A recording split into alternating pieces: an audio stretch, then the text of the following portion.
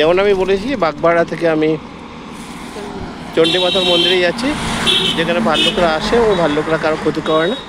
কিন্তু রাস্তার মাঝখানেই আমরা এখানে প্রচুর বনস্পতি থাকে, প্রচুর গাছ থাকে। আমি দেখাচ্ছি যে রাস্তাটা দিয়ে এসছি আমি, সেটাও আমি দেখাচ্ছি।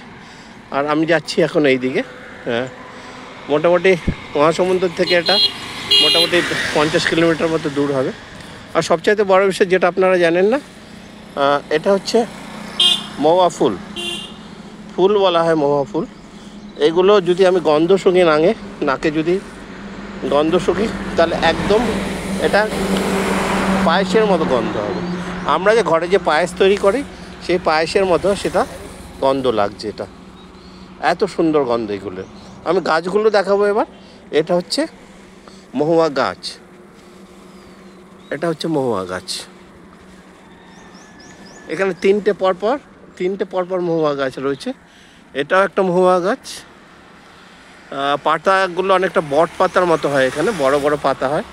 যারা চেনেন না তাদের চেনানোর জন্য আমি ভালো করে বলে দিচ্ছি যে মোটামুটি এই গাছগুলো বট পাতার মতো বড় বড় হয়। আপনি দেখতে পাচ্ছেন, তোমরা দেখতে পাচ্ছ যে এগুলো মোটামুটি বট পাতার মতো হয়, সুন্দর গাছগুলো।